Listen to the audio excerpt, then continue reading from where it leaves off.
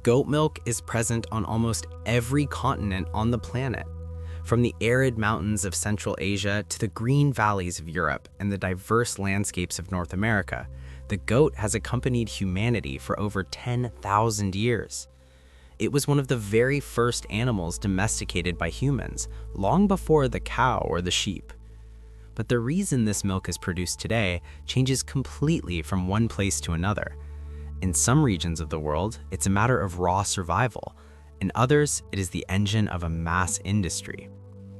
And here in the United States, goat milk has undergone a fascinating evolution. For most of our history, the goat was dismissed as the poor man's cow, kept in backyards or WW2 victory gardens just for family use. Yet, over the last few decades, American cheesemakers have sparked an artisanal revolution, elevating domestic goat cheese to the heights of global gastronomy. Benefiting from a spirit of untethered innovation and a growing farm-to-table movement, the US has turned a niche health product into a culinary powerhouse. Today, we are going to travel the globe to understand how different cultures, markets, and climate challenges have shaped goat milk production, and above all, dive into the heart of the American model to discover how the US built its own artisanal cheese empire and the immense challenges it faces today. When it comes to global production, Asia occupies the absolute center of the map in terms of volume. This is where the largest herds on the planet are found, driven by giants like India, Pakistan, Bangladesh, and more recently, China. But understanding this Asian hegemony requires looking far beyond simple statistics. In India and Pakistan, goat milk generally does not originate as a structured agro-industrial enterprise. It is born in the backyard, deeply intertwined with the family routine. Goats are raised in small herds of 2 or 3 animals and are satisfied with very little, a few brushwoods, limited pastures, and scarce water resources. Yet they offer a vital daily yield. This milk almost never sees the inside of an industrial refrigerated tank. It is consumed fresh, boiled over the family fire for health reasons, sold in village markets, or exchanged between neighbors. It is a barrier against malnutrition. But Asia hides a dual reality. Further north in China, the scenario shifts. Faced with a growing demand for cow milk alternatives, China has invested massively in immense, ultra-modern goat farms. Their goal isn't cheese, but goat milk powder, especially for infant formula. It's a multi-million-dollar market where genetics are imported at premium prices and technology replaces tradition. If in Asia, goat milk oscillates between subsistence and industrialization, in Africa it represents something even more fundamental, surviving where nature is unforgiving. A large part of African production takes place in arid regions, in the Sahel Belt or the Horn of Africa, where rainfall is unpredictable. In these extreme environments, the goat is the absolute foundation of rural economy. Nomadic and semi-nomadic peoples depend entirely on their herds. Goats travel dozens of miles under a blazing sun, consume thorny bushes that only camels would accept, and continue to produce this precious white liquid.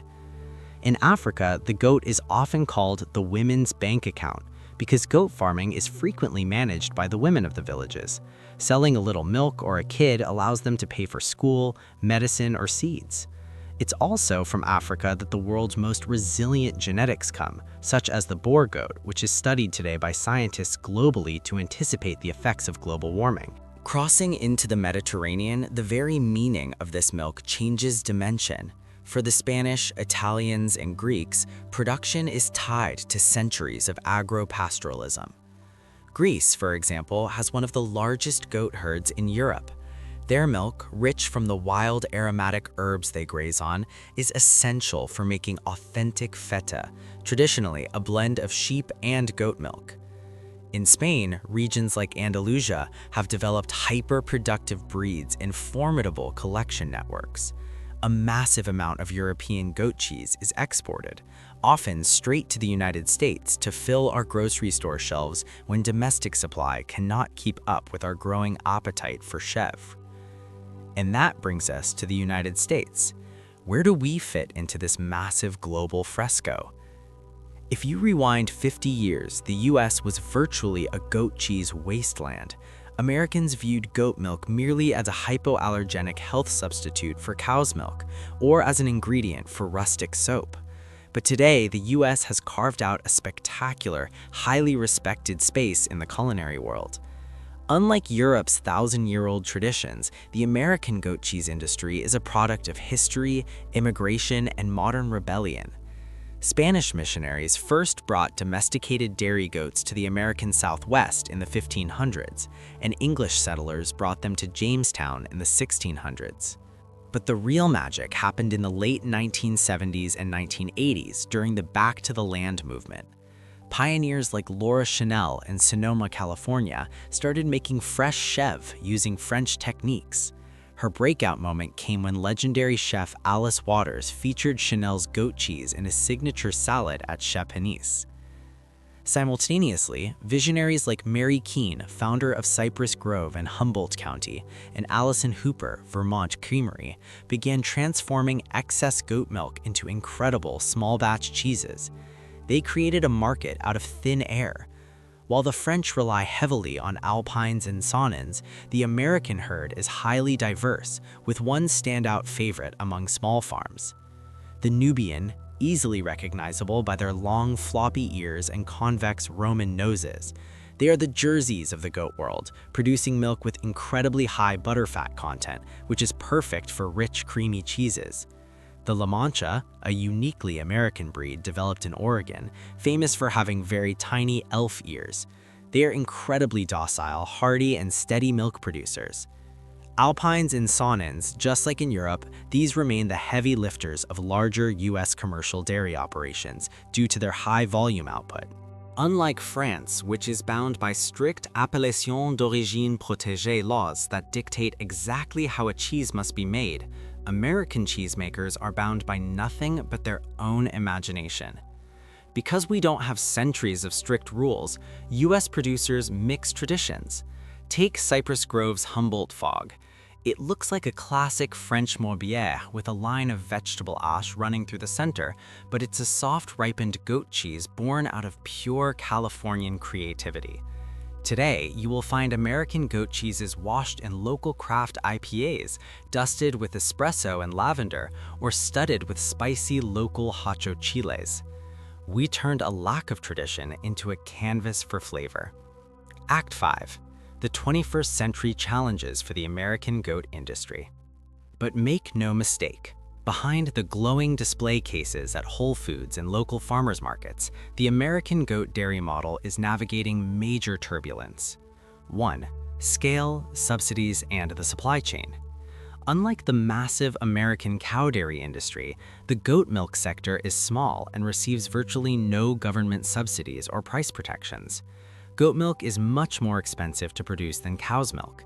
Furthermore, because it's a niche market, the US lacks a specialized wide-scale distribution network and cold chain for goat milk.